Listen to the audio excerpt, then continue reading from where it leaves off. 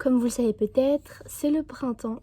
Alors aujourd'hui, je voulais vous montrer un look de make-up assez frais, printanier, vraiment en accord avec la saison.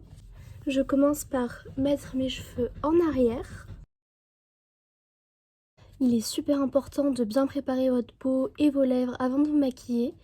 Donc je commence par un primer hydratant. C'est le Plum Pride Back de chez NYX. Ce que j'aime beaucoup, c'est qu'il a une texture un peu comme un sérum. Et en fait, il rend la peau un petit peu collante. Et après, quand vous mettez votre fond de teint, votre anti-cerne par-dessus, ça fait tenir la matière bien en place. Il est super agréable, vraiment comme un sérum hydratant. Il repulpe la peau. Pour que mes lèvres aient un joli rendu, je viens mettre un masque pour les lèvres pendant que je me maquille. Mais peu importe le baume à lèvres que vous mettez, tant que vous avez les lèvres bien hydratées. Maintenant, je suis prête pour commencer. Je vais commencer par le teint. Je sais que pas mal de personnes aiment bien commencer par les yeux, mais personnellement, j'ai une petite préférence pour commencer par le teint. Étant donné que les températures vont un petit peu augmenter, qu'il va y avoir plus d'humidité, je prends une crème teintée au lieu d'un fond de teint. C'est le Maracuja Tinted Hydrator de chez Tarte dans la teinte 10N Fer Neutral. Il me semble que c'est la teinte la plus claire. J'en prends vraiment pas beaucoup sur mes doigts, juste comme ça. J'en mets partout sur mon visage. Et il a vraiment une texture de crème hydratante. Donc en fait, je l'applique avec les doigts. C'est comme ça, je trouve que je garde le mieux la couvrance, mais aussi que le rendu est vraiment le plus naturel.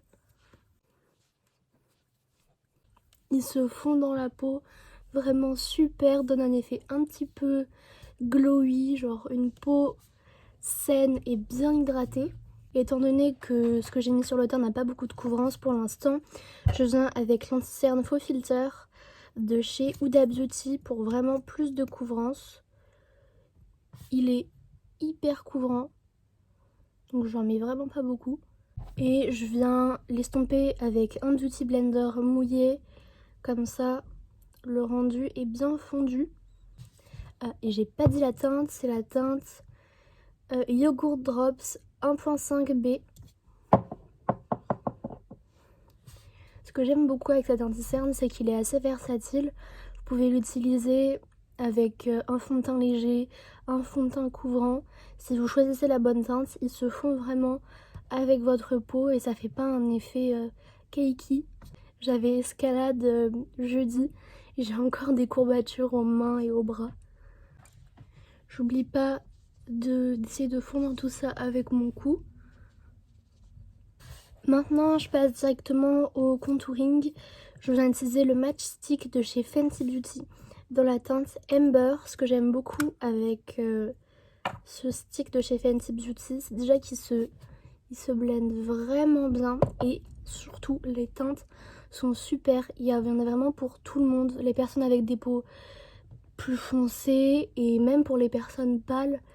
Cette teinte, vous voyez, elle est bien froide et pas trop foncée. C'est vrai que j'ai tendance à trouver que les contourings ou les bronzers font un peu des marques sur moi où ils font un peu orange.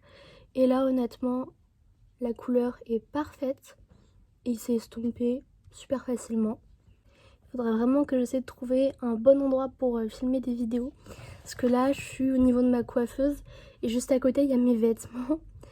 Mais bon, pour l'instant, je trouve que ça fait le job. C'est déjà mieux que dans mon autre vidéo où je trouve que j'étais vraiment beaucoup trop loin de la caméra. Je mets un peu de contouring là et là. Là, c'est déjà mieux. On voit un peu plus ce que je fais. Je vais essayer de me rapprocher un petit peu quand je ferai les yeux. J'en ai fini avec le contouring. Maintenant, je vais passer au blush. Pour ça, j'utilise le Cloud Paint de chez Glossier dans la teinte Dusk. C'est une jolie teinte un peu nude pêche. C'est un blush qui est très pigmenté. Alors je commence par en mettre un peu sur ma main. Et je viens le prendre ensuite avec le Beauty Blender pour vraiment être sûre de ne pas en mettre trop. Voilà, ça donne un effet un petit peu j'ai été au soleil. Super joli. Très naturel, encore une fois, ça se fond vraiment bien avec tout le reste. Et je viens faire la deuxième joue. Voilà, c'est vraiment un blush qui s'estompe facilement, rapidement. Pour l'highlighter, je trouve que j'ai déjà pas mal de glow, donc je viens utiliser ce stick de chez Undone Beauty dans la teinte Cool Lit. C'est un argenté, j'avoue. Même au printemps, je mets pas mal d'highlighter argenté parce que je trouve que c'est ce qui va le mieux avec ma couleur de peau. Et donc n'hésitez pas à choisir vraiment les couleurs de blush et d'highlighter selon vos sous-tons, votre couleur de cheveux aussi. Je trouve que ça fait une grande différence d'accorder les teintes de produits avec votre carnation. Un peu comme vous choisissez votre fond de teint, sauf que là vous choisissez votre blush et votre highlighter. J'oublie pas de poudrer quand même pour avoir une bonne tenue et éviter d'avoir l'air un peu grasse dans la journée. Je prends cette poudre de chez Charlotte Tilbury avec une petite houppette. Je trouve que c'est comme ça que j'arrive à mieux l'appliquer. J'en mets sous les yeux et je vais en mettre sur la zone T.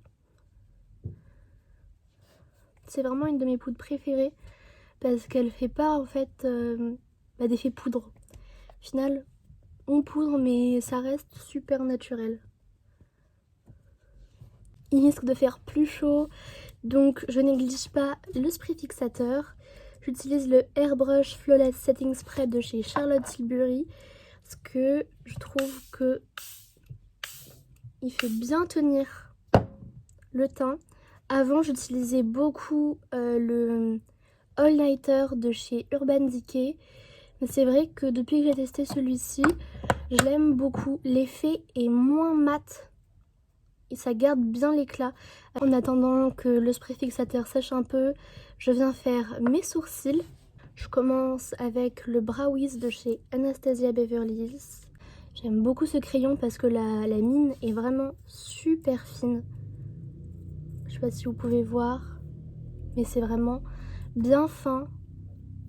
Et j'ai déjà les sourcils bien fournis. Ce que je fais, c'est juste que je comble les certains petits endroits où je trouve qu'il me manque un petit peu des poils, notamment ici. J'en mets vraiment légèrement sur ce sourcil là et ici. Donc j'ai déjà mis de la couleur sur mes sourcils. Je prends un gel transparent, le Boy Brow de chez Glossier, qui est vraiment un de mes gels à sourcils préférés pour la sensation qu'il donne en fait. Je sens pas du tout le gel sur mes sourcils et j'aime pas avoir la sensation d'avoir les sourcils collés.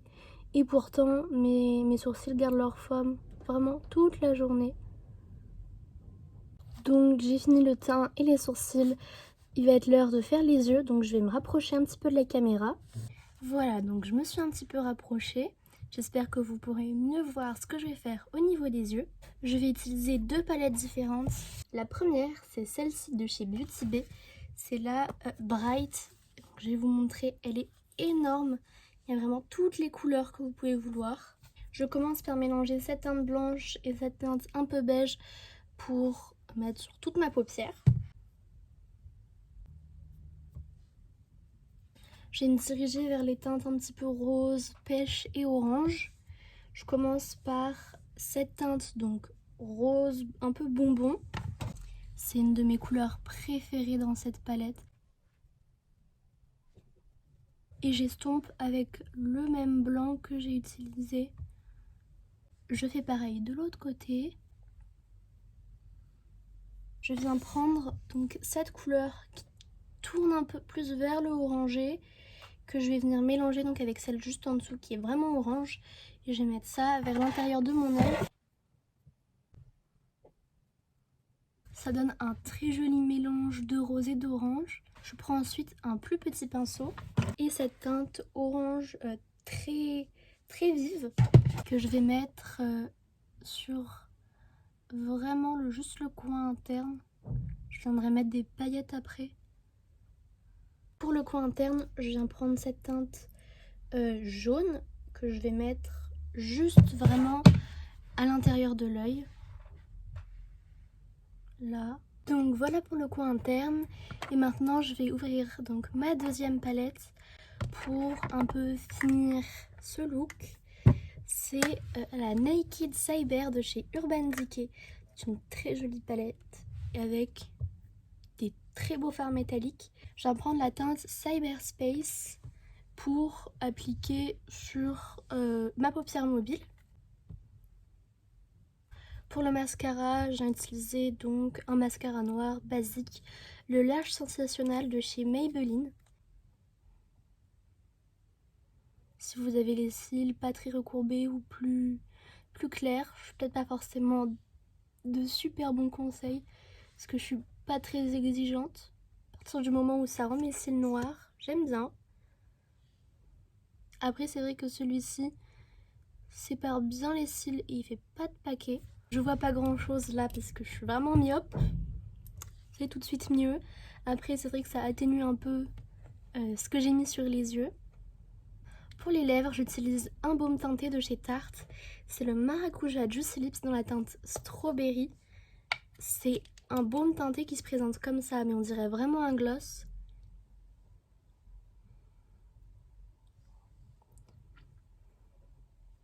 Il me donne une jolie teinte aux lèvres. Je trouve que ça se rapproche de la couleur naturelle de mes lèvres. Donc voilà pour ce make-up. J'espère que vous aurez apprécié cette vidéo et que mes explications ont été claires.